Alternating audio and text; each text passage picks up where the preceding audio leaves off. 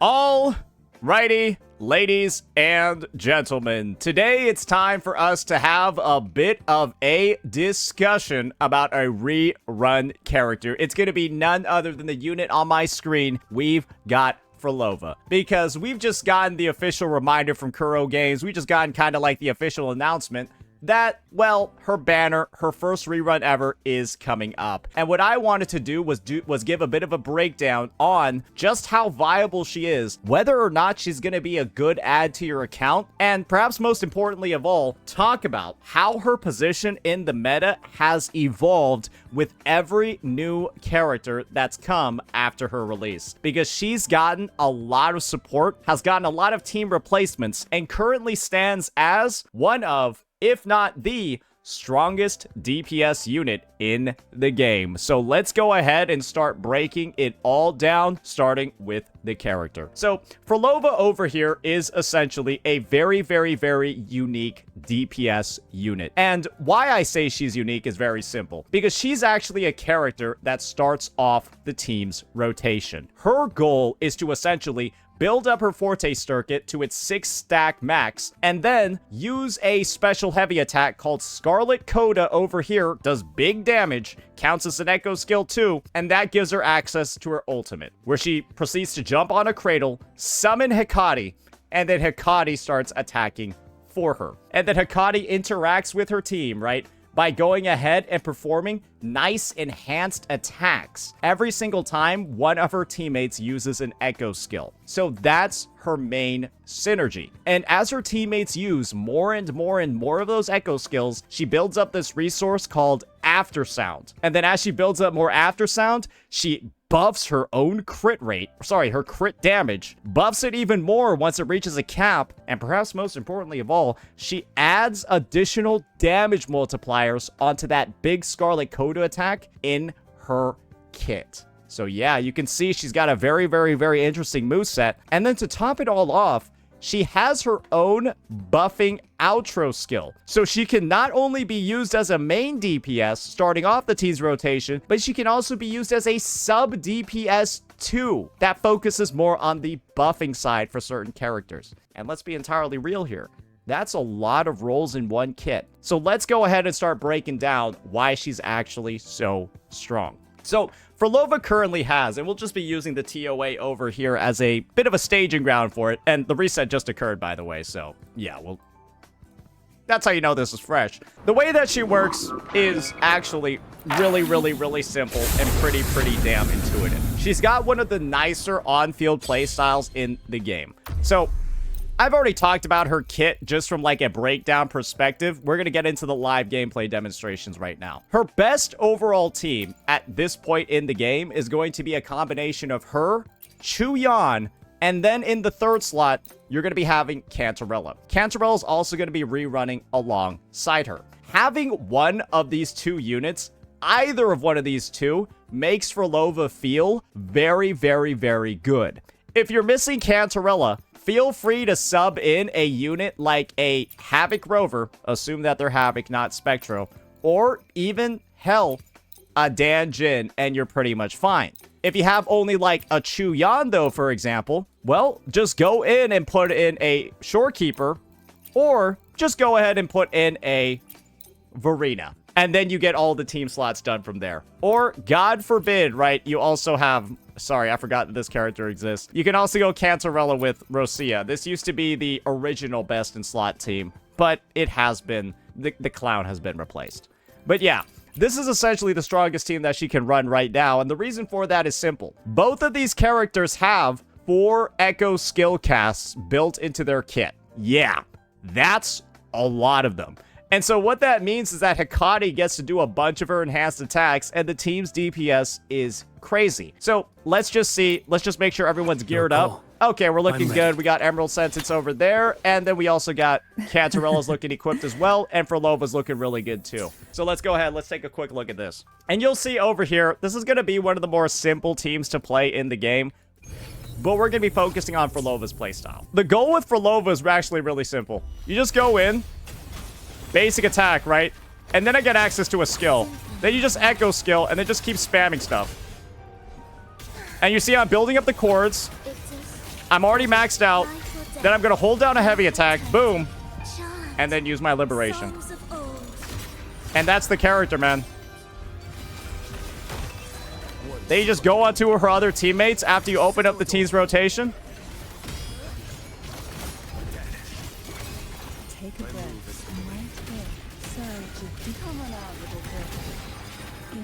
And then you just start blowing up the boss. And as you can see over here, right? Pretty solid.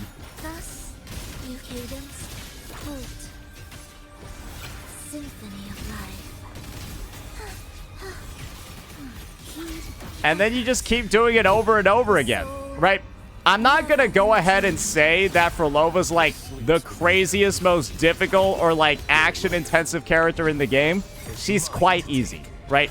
And you'll notice that the enemy can't really do a lot while she's on field. That's because she regularly applies CC with pretty much every single one of Hikate's attacks. You either group them or you stagnate them so they can't move. So she's got CC built in. She's got CC on her on-field rotation, and then she got CC off-field when her teammates are doing attacks. The end result, as you can probably tell, is that this unit is really, really, really strong. But this is the thing. I've only done floor 3, and this is where stuff starts getting really important. I've only done floor 3. You have a 2-minute max. Remember that this character gets stronger every single time one of her teammates uses an echo skill, because every time they do, Hikate does an attack and then she builds up the after sound. So when your time limit is only 2 minutes, you have less time to fight and less time to build up this after sound. But when the fights get longer in floors 3 and 4, with those fights getting longer, ladies and gentlemen, you have even more opportunities to build up that after sound. And the end result is that this character wasn't necessarily the strongest unit on the planet in the TOA prior to the new floors. She's definitely one of the strongest ones, if not the strongest overall one right now. So that's something to keep in mind too. So that's the point that we're going to be making over here across floors 3 and 4. However, some people might be saying, well, Saint, of course, every single character is going to look really, really, really good when you use their most strongest team ever. So why don't you try with something a little bit more free-to-play friendly instead, bucko? You're showing her off with 2 premium units. So why don't we go ahead and do that? All right, so this is going to be the differentiation that we're going to be making in the team slots over here to make that goal a reality. Phrolova's actually one of the best free-to-play characters in the game as well. And the reason for that is simple. She gets some absolutely obscene levels of performance, assuming that you're willing to do a bit of investment in her, and of course, right, build her pretty well on the echo side. But when you pair her up with teammates like Dan Jin, for example, and this is where stuff's just going to get a little bit annoying. I have to, like, reslot some of my pieces. I basically have, like, a pretty good Rosia set that I'm just going to be putting on Dan Jin for this demonstration. It's Midnight Veil, right? That's a good set for Dan Jin, especially with the role that she plays as a Havoc buffer. We'll be running a Dan Jin Havoc Rover Phrolova. And that is one of the most free-to-play ones you can have in existence. And the reason for it is very, very, very simple. If you don't have Dan Jin, I don't know what you're doing, because she is on like almost every banner ever, and there's not been that many, and there's not a lot of 4-stars. So most people end up getting her S6. And then when it comes to Rover Havoc, guys, you get him for free in the fucking story. So there's really not a reason you shouldn't have relatively high nodes on Dan Jin and not have a Rover built out and ready to go. And I've decided to go ahead, just slot everybody on. You're going to have Midnight Veil on her, just Dreamless on Havoc Eclipse on him, and then for Phrolova, right, just the same set that we were using. And so let's go ahead and just see how it does in floor 3. In floor 2. Because, guys, there are a couple of restrictions that I'm working with over here. And the restrictions are, well, let's just be honest, they're pretty damn simple. I will be there for don't have that much investment in my Havoc Rover, right? There's more stuff that I can level up over here. And then when it comes to my Dan Jin, it's like 68882. So I can level up more stuff there as well.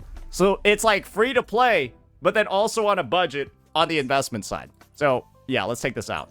So, one thing to keep in mind is that my Phrolova does have her signature at the moment, and her signature is a powerful one, but do keep in mind that I'm basically using 2 free-to-play units over here. And so if your expectation is that I'm using 2 free units and then also not using a signature weapon, I'm gonna be real, man. That's kind of a lot to ask for somebody to be clearing some of the hardest endgame in the game when you're giving them that little resources. So let's just see how she does with Lethe and Elegy, her signature right now. And this will be, again, the Giga free-to-play showcase. So this is what you'll do, right? And then you'll just go on to Rover real fast to, like, do, like, a skill.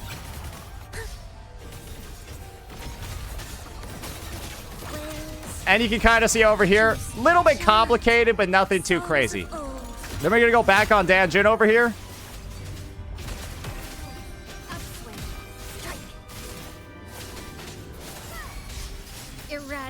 Kind of delayed that one a little bit, but it's fine.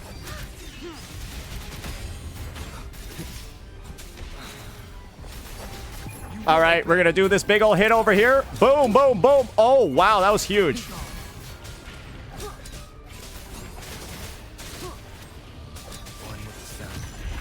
And you're probably beginning to see, oh, this is actually quite strong.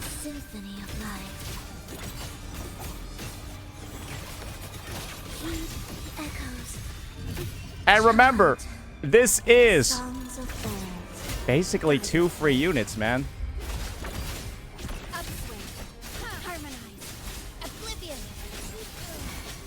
No mercy. And I know my Danjin's not really doing any damage. Nowhere to hide. None shall whisper. I know she's not really dealing any damage, but come on, man.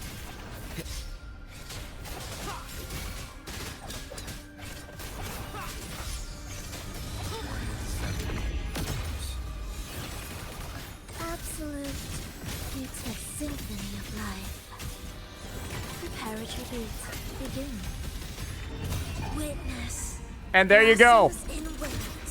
You're probably beginning to see.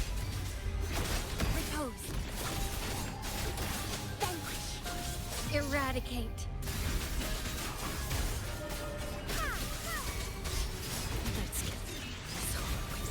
Keep it together. Down. And just get him. Boom. And that'll get it.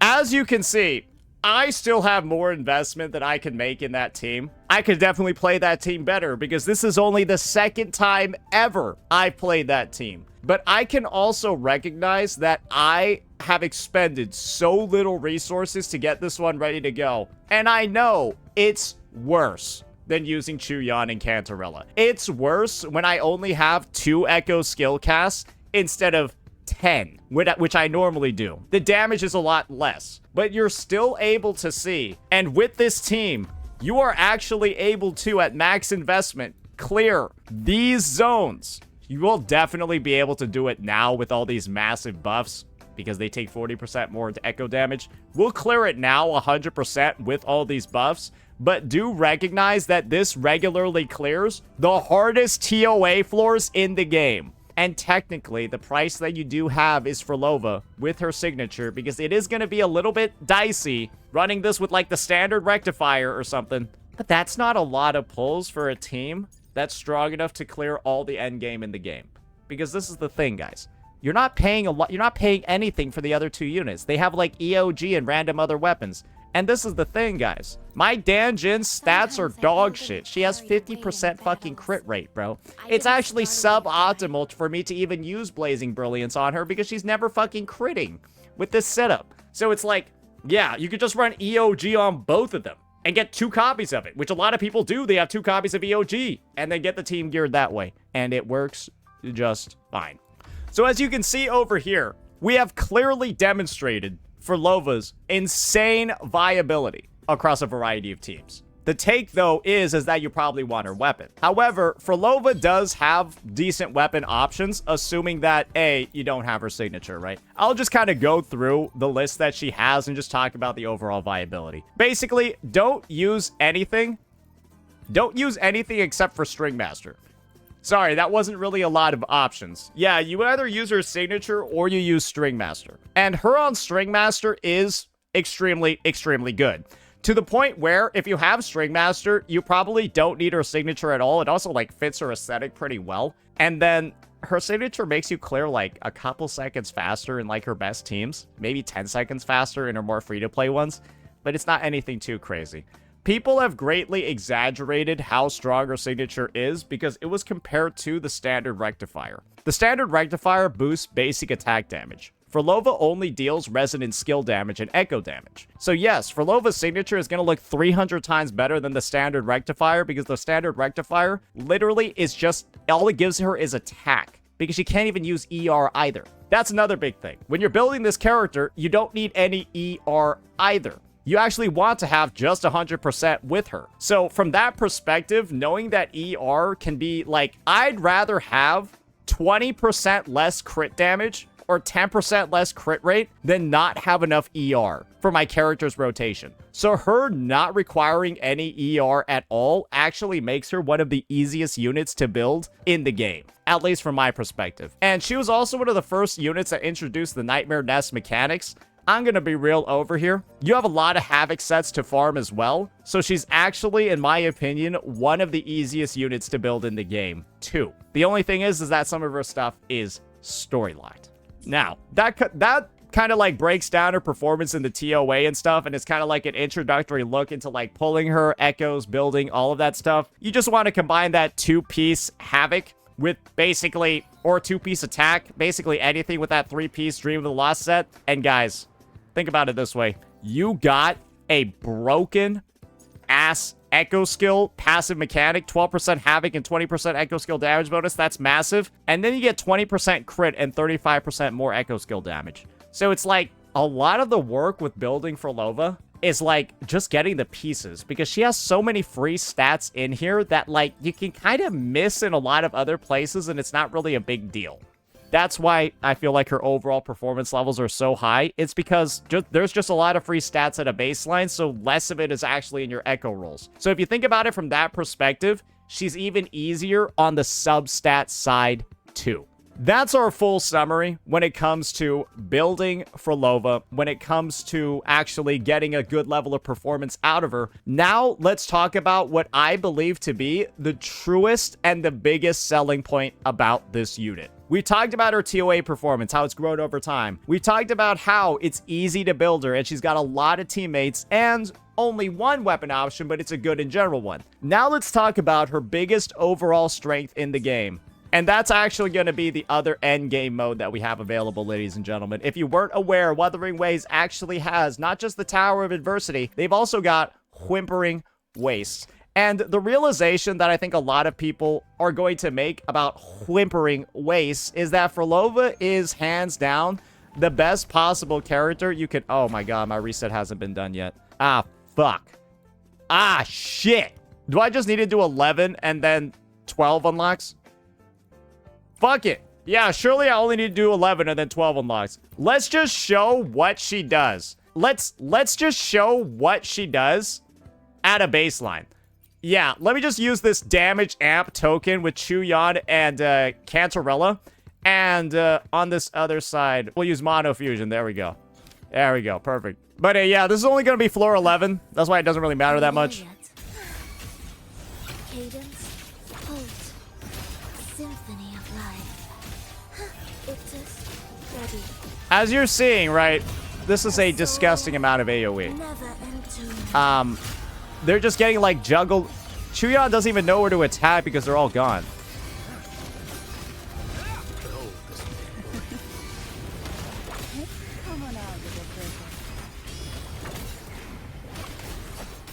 Engulfed by sea's venom. ensemble. Thus, youth preparatory beats begin. I just remember every single time I end up playing this unit in Weewa, I feel like I'm like a well-oiled machine. Then I realize, bro, wait, she's killing them too fast. He can't track with his intro because there's no enemies on the field. Settle it all. Take a breath. I'm right here. I've never had that be an issue before, where the character tracks Click, sleep, nothing because you and killed them whispers too of fast. silence. Anyways, as you can see, or you probably didn't see because I couldn't even tell what was going on either. Yeah, this team fucking obliterated that shit. And Phrolova did so much damage so fast, my Chuyan just walked out of the arena every time he intro skilled because he couldn't find a fucking target. Ridiculous. All right. So that's going to be some of the Weewa gameplay that we just had. As you saw, Phrolova absolutely crushed floor 11. Unfortunately, I'm not going to have floor 12 available until I go ahead and complete the rest of them. Just keep in mind that this unit trivializes every single stage of this game mode, and it doesn't even matter what type of team you run. I ran Chuyan Cantarella. Like I said before, we were overkilling the enemies, and Chuyan couldn't even find somewhere to go. That same thing is going to happen regardless of the teammates that you put with Phrolova. I'm of the opinion that you could put Phrolova with an ungeared Chuyan and an ungeared Cantarella, and the only thing they need is ER to be able to have the rotation up 24/7, the team would still clear the hardest game modes. That's how strong I believe this unit is that she could have just 2 corpses that are pressing a button every 2 seconds, and she would clear. Let's just say it this way. Run this team. Fuck it. Run her with the same exact lineup I talked about before. It still clears. Everything clears with this unit. And fuck it, we'll just do one test on floor 11 over here just so, again, I'm not even going to do the whole minute. I'm not going to do the whole minute. I'm going to do like 30 seconds of this. You're in cadence. Halt. It is ready. Where is rejoicing? Like, how does she hit even that dude on the side?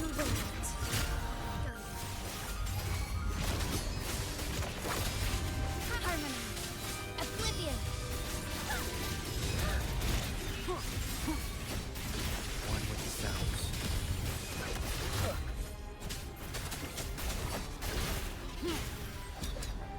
Down with the curtain.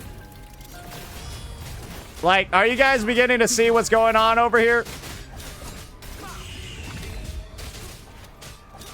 Annihilation. Symphony of life. Life or death. No alternative. Chant. Songs of old. Bro, that like, bro, why was she like cracked up like that?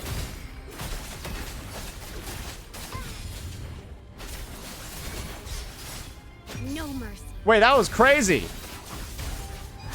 Be gone. Shadow descends.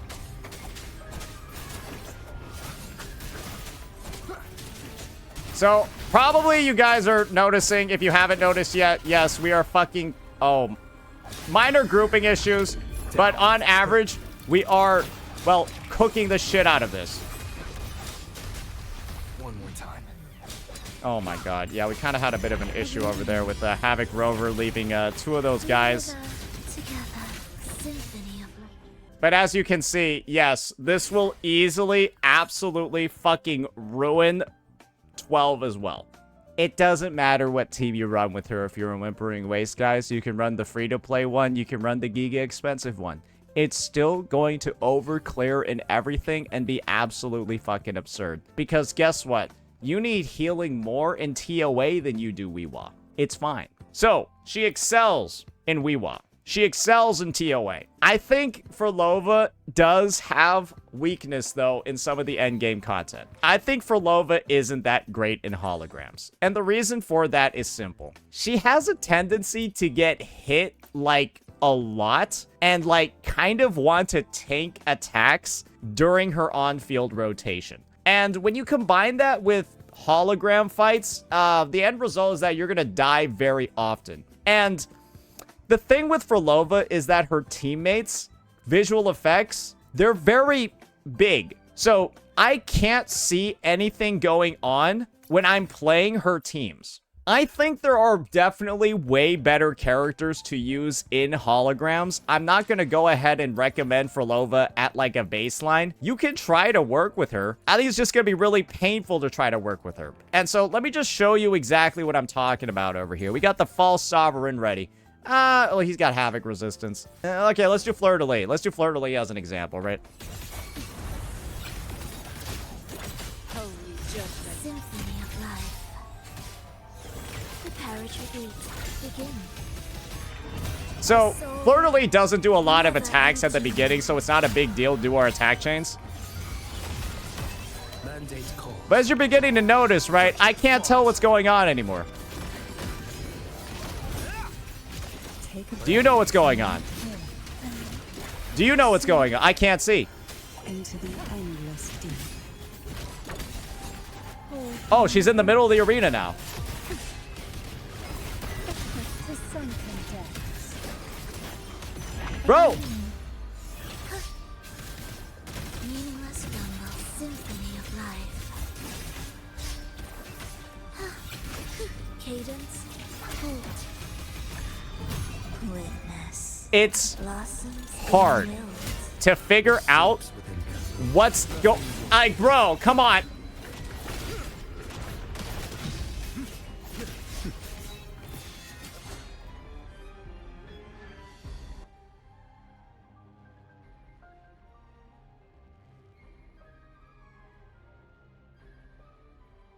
Bro, does that look even slightly playable?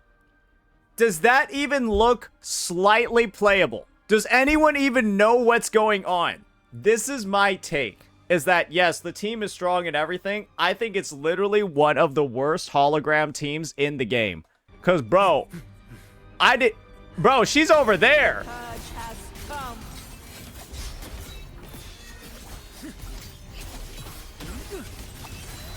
One strike. Settle it all. I'll keep you company. That tickles. Bro, where is she? Engulfed by seas that Ensemble. Absolute Iptus. Ready. No, it would be crazy if I just first timed it. Even though I actually could not see what I was doing on Chuyan there. What sleeps within them. Behold this boy. take a breath and one Hold the movement. Bro, that's some bullshit and you know it. Okay, fuck that, man. As you can see, or as you probably didn't see from that gameplay, she's not a character that I recommend very often for holograms. However, holograms aren't time-limited content. They're not going to be any content where you go ahead and you feel the need, right, to rush them. You can take them at whatever pace you want, use whatever character you want. So I don't really put that much ranking into or value into the hologram performance.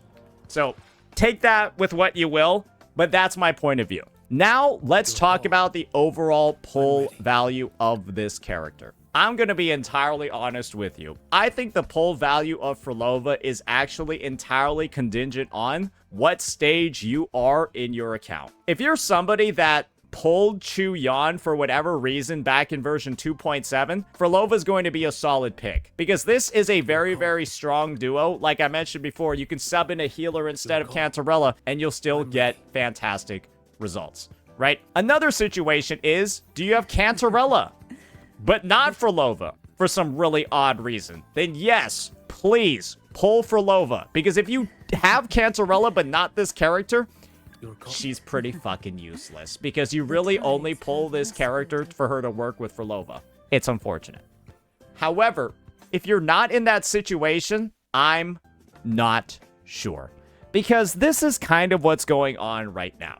If you're a completely new player, you could pull Phrolova. Yeah, you could make a really budget team. Or you could decide to wait until 3.x and build out some of those teams instead, which could have potentially more interesting mechanics and or just simply be faster and easier to build because, well, all the characters are coming out 3.0 ones. However, this is reliable. You know that she's going to be good in a free-to-play lineup. You know that she's going to be good when you upgrade to Chuyan or Cantarell or any other units. So you got guaranteed levels of performance with Phrolova that's very strong, that's going to clear every single game mode in the game without any real hitches or issues. That's valuable. And the thing is, you can't even use the argument of, oh, well, why would you want to pull a Havoc DPS when you've already got Havoc Rover? Well, you'd want to pull a Havoc DPS even though you have Havoc Rover because Havoc Rover can be on her team. This isn't no Camellia situation where you wanted Havoc Rover as far the fuck as possible from Camellia when building teams. You can actually run Havoc Rover and it's a good team. And in fact, it becomes one of the teams that can, it's probably one of the cheapest teams in the game that can clear Hazards Floor 3 and 4. And so because of that, I mean, it's a strong new player recommendation. But the thing is that you might also just want to wait until the live stream. The live stream for 3.0 is going to be in 4 days. This banner is coming out very soon. You can just wait for the live stream. See what the reruns are for 3.0. Because what if there are equally as good or potentially even better characters available? Think about it this way. What if in 3.0, we got the rerun of Carlotta? Very, very consistent DPS that's very similar in value to new players. A little bit on the more expensive side nowadays, and, you know, it doesn't have as much damage, but it could be a very safe option, a comfort pick for people. What if we had a rerun of, I don't know, like fucking Cartithia, or Chacona, or Zani, or Augusta, or Yuno, or probably not Galbraina, because that's really fucking early, but maybe Galbraina, because Phrolova was early as hell too. That's the thing. Just find out who's rerunning, see the value of those rerun characters, and then be able to decide, okay, should I pull on Phrolova in this version, or just wait until 3.0? And then just move forward from there. But I don't think that this is going to be an easy decision for a lot of players to make, because she's really strong. However, she could also be a character that just doesn't tickle your fancy, because I'm going to be honest, at this point, like, when I think about her story involvement, I'm just like, can you, like, get over it? Like, there's a certain point where you can, like, push it, but, like, now you're, like, milking it, right? She's, like, a part of me just wants to, like, just... Can you, like, get over it already? Like, it's been, like, literally decades. Just get the fuck over it. Like, that's what part of me wants to say. And if that's how you feel, I wouldn't be surprised at all if you don't want to pull her either, because she's, like, kind of getting, like, a little bit annoying. That's at least my take. But once again, I've given you all of the use cases, all the examples, talked about how easy she is to build, talked about her performance. I think she's a great pick. If you don't have her, strongly consider it, because she might be an asset, she might be a team, she might be a unit that you use for potentially years on end, because she does have a surprisingly very, very, very satisfying playstyle. So yeah, that'll be it for this one, ladies and gentlemen. Let me know what you thought about all this, and peace out.